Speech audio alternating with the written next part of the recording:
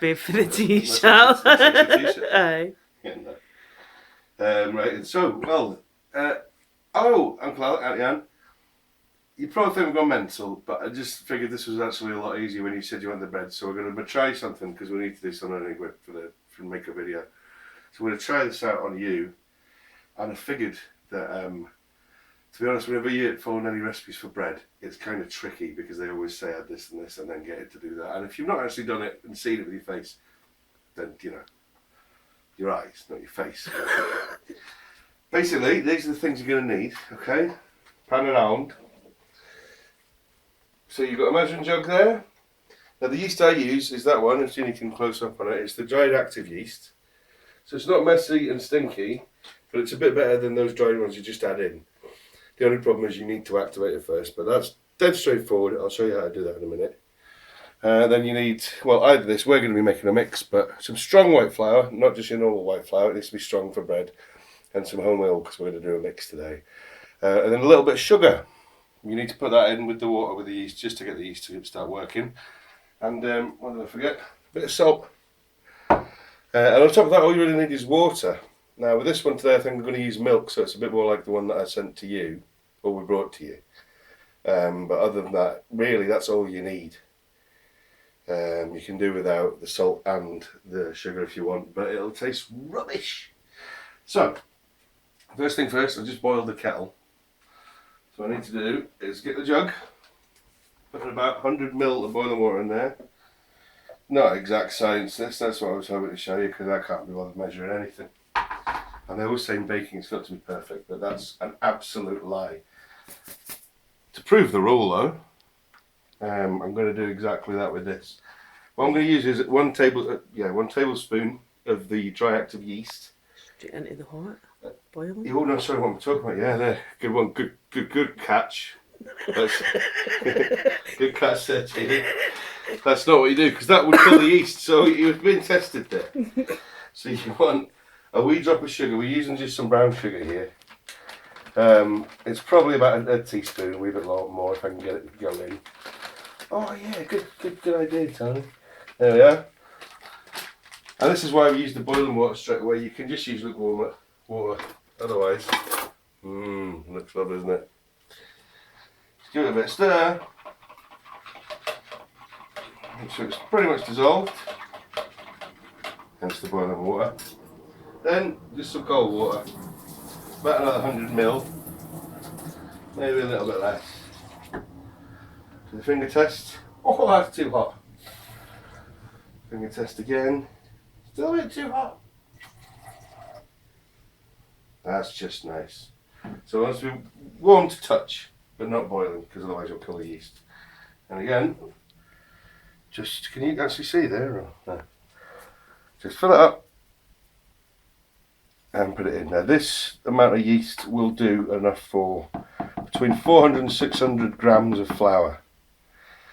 And I promise that's pretty much the only measuring you're going to have to do from now on. So it's nice, more than tepid, warm water. Got the yeast in there with the sugar. Give it a stir. Now, you get a nice clean towel. That one's not clean. Wet it a bit. Watch all that going poof. Going up. And then what you do, cover it up and let it sit for about 10-15 minutes. Maybe not even that. So you see it like that, looking manky. Put it somewhere warmish, but it doesn't have to be boiling, and it doesn't matter if it's a little cold. The problem with all these kind of things is that if it's a quick change in temperature, that's what kills it off, especially when you're doing the proving of the bread. But it's nice and warm anyway, so I'm going to leave that there. Right, so 10 minutes later, thank you to Spielberg there for the tight shot. That's what it looks like, a kind of manky beer. You see inside? Oh, fluffy. So we'll leave that for a side. Go to this part of the lovely kitchen that we borrowed from the Queen to film. As you can see from it, I've zeroed it in. So what we're going to do is make a 500 gram loaf now.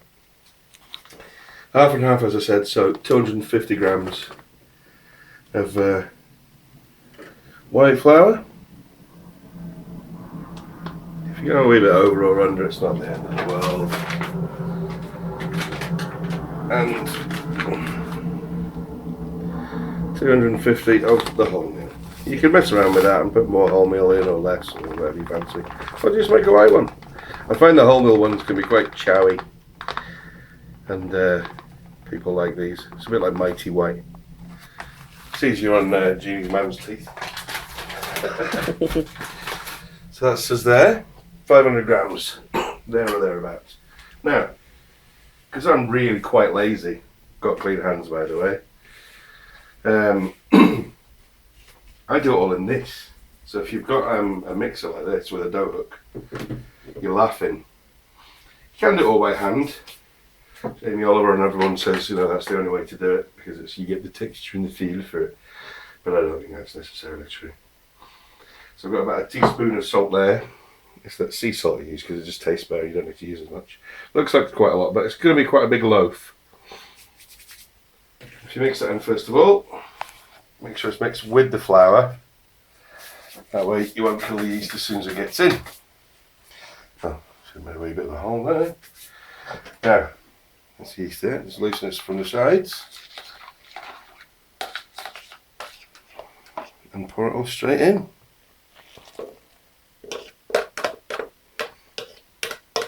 And we give it the first wee mix. With any luck, with the overdub, we'll be able to put some music in for you, but if we can't, sorry.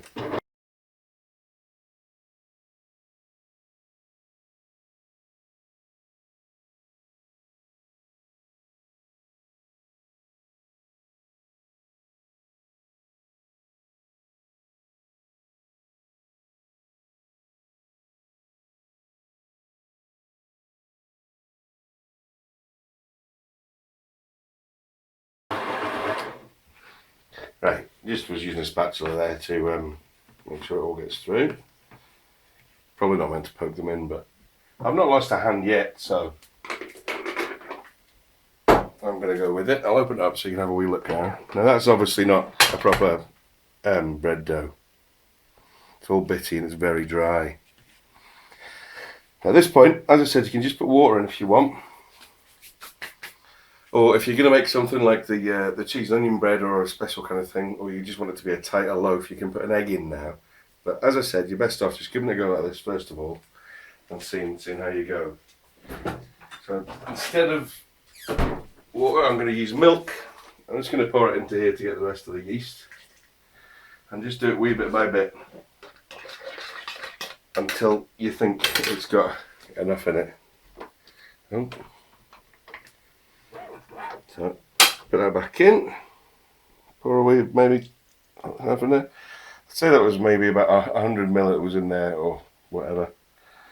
Something like that, 100 ml, no maybe 80 ml it was, I think we were saying there.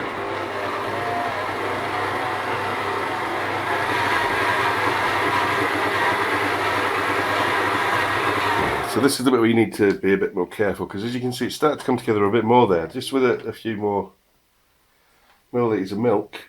Now if I put this in here, I'll just put the rest of that in. And we'll see how we go with this.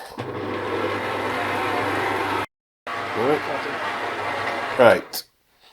Now. Right, as you see it's quite claggy.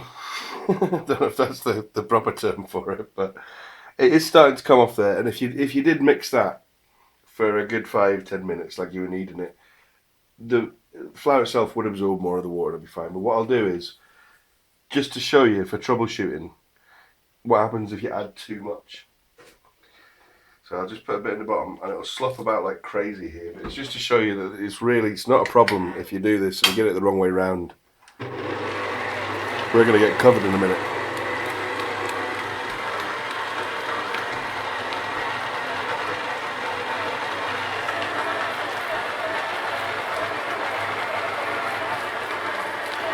Again, you don't need to do that, that was just me trying to force the issue. Right, so if I turn it off now, you see that's clearly far too wet. Then that's, no matter how much you beat it, it's just going to be a big doughy ball, claggy ball. So all you really need to do again, add, I don't know, see how much flour I got there? Maybe a tablespoon, 2 tablespoons kind of thing. Put that in and that should be enough. And if you put too much in, just a little bit more liquid. There is the danger there that you'll end up with more bread than can fit in your house. But after 1 or 2 goes, you should be fine.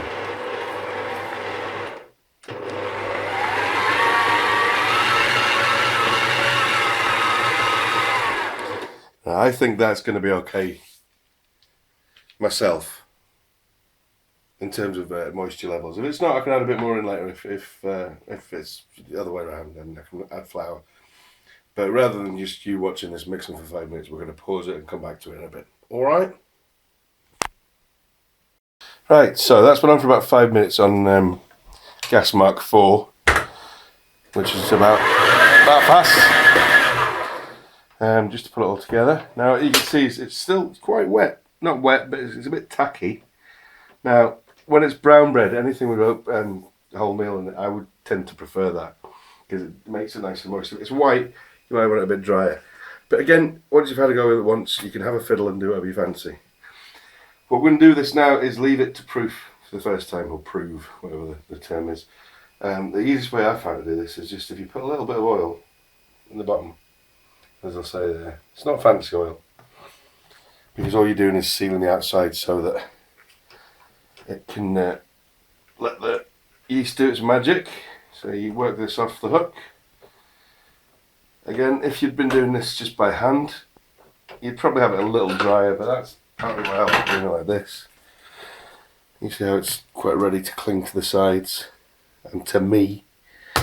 But if you roll it quickly enough in here, you get all the sides covered in oil, and it's ready and set for the next one. Now, what you can do is, excuse me 1 minute while I just rinse my hands off.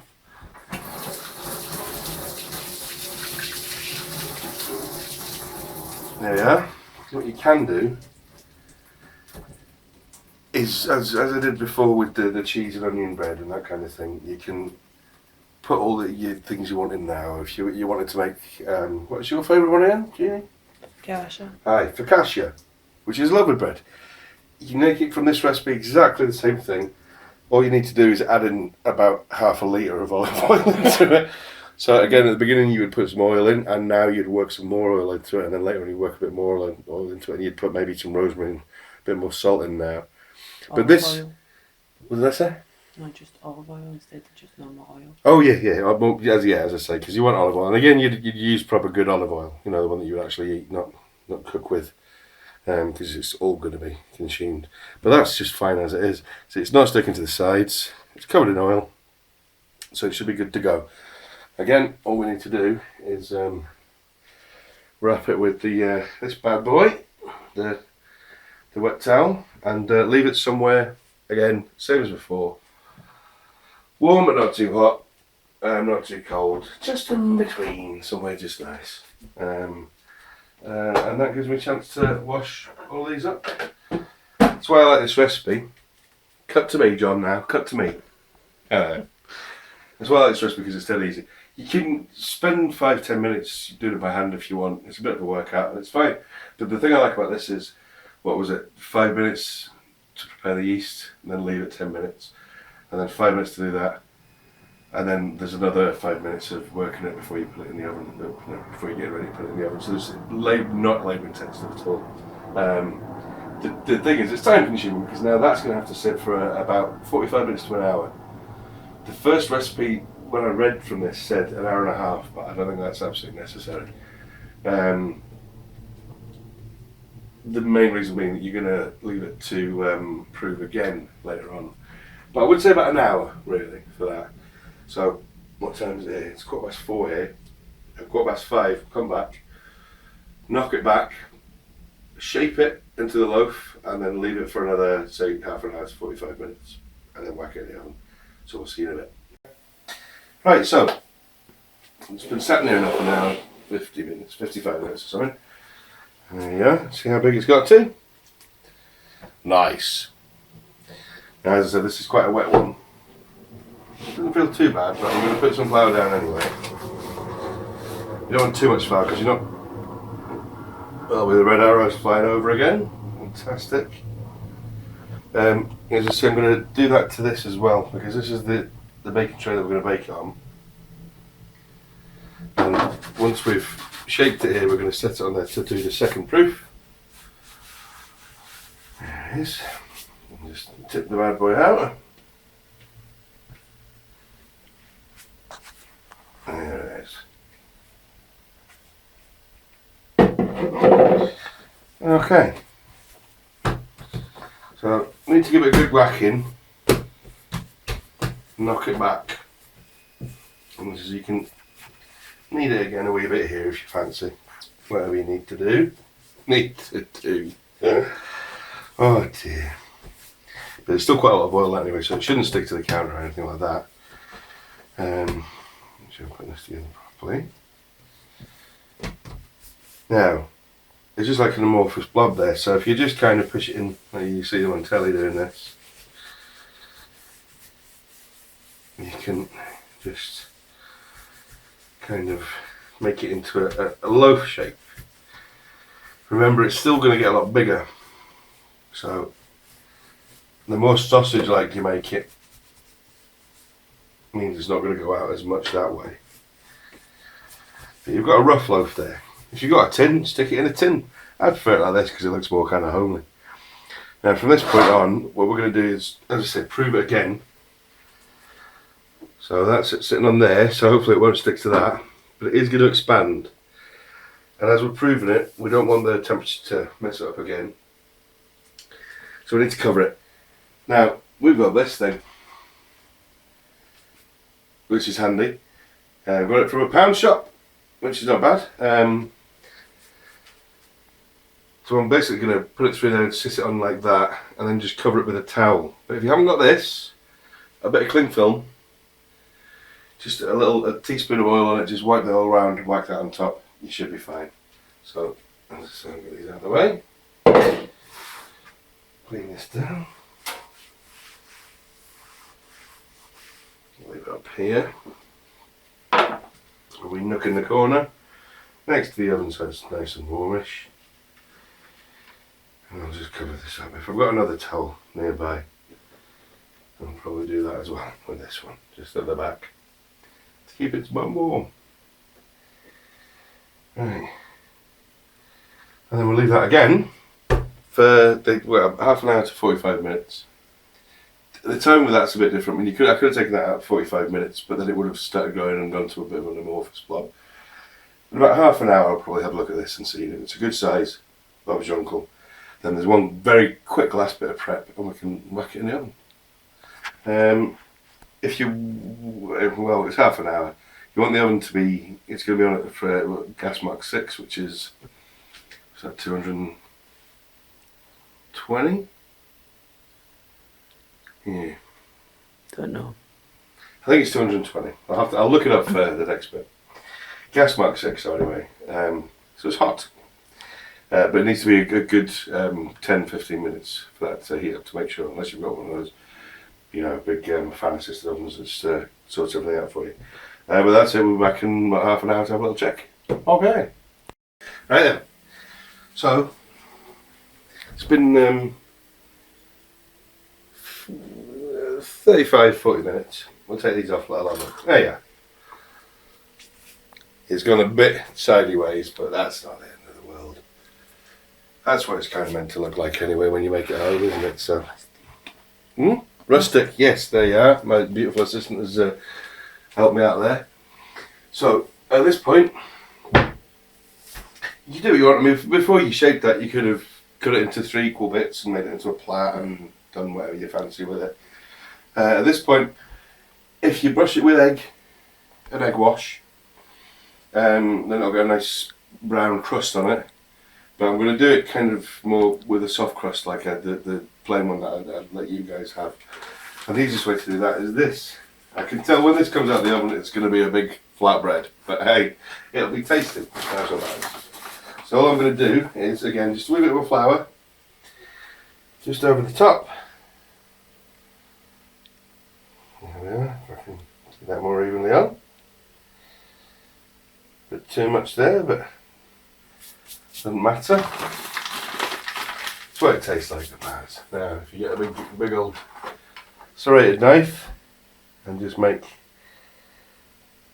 a few cuts just into the top of it. There we are. Now the oven's been on for what, 10 or 15 minutes by now. I forgot to look up gas mark 6, but I'll do that when I pull it out now. And then right in, middle or top of the oven. And there you are. We'll leave that, let's say 20-25 minutes, and then we'll have a little check.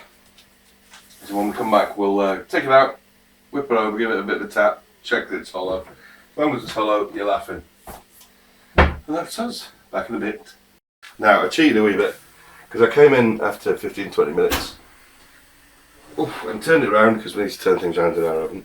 But I put it back in, so there's the wee proper acid test. Excuse anything else, we're having curry tonight. Ginny's making picorna, so we've got other things on the go. Now, looks alright, but just tapping it, make sure that it's completely hot air inside. So it should be fine. As you can see, it looks not bad. Looks like one of those ones you buy from an artisan place. I could probably sell these for about £5 if I used organic flour. But the beauty of this is, as I was just saying to Jeannie there, I make these white and brown and all manner of things all the time, because for the yeast, for that thing of yeast's £1. And that does, I don't know, what, about 8-10 loaves or something. And for those 2 bags of flour, they're £1 each, and let's see, 250. So you get 6 out of them. Would that be right? So that's 6 500 gram loaves like that, £3. So it's half the price of at the shops. Ideally, I would let this sit and cool on a rack. But Jeannie's going to slap me if I use up any more time in her kitchen while she's cooking. Oh, it's me knackered the rice. And I'll cut this on just let you see now. So it's a nice, fairly crusty outside. I'm going to do that and burn my fingers.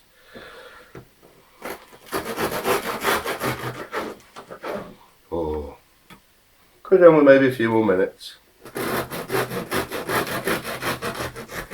Look at that lovely steamy bread. But part of the leaving it to rest is so that comes out. You see there, it's a wee bit thick at the bottom, but not too much. Once I've left it on the rack and stuff, that should do with it. But there you go. That's your loaf there. Brown one, browny whitey one. Do you want to have a little taste, Jean? A little bit of a taste. Aye. Give Judy a wee bit. Burn her mouth on it. Oh, a wee bit. Thank you. Oh, it's hot. Oh, that's good, that. See? So that's it. I hope it's been of some use to you. I garble a lot and I mumble. So if there's anything you don't understand, give me a shout. We're going to try and put it on with one of those movie making things. So I might put all the ingredients up like we're big posh directors, we know what we're doing, but if it doesn't come like that, don't tell me off. Anyway, good luck and I'll see you later. Bread. Mmm.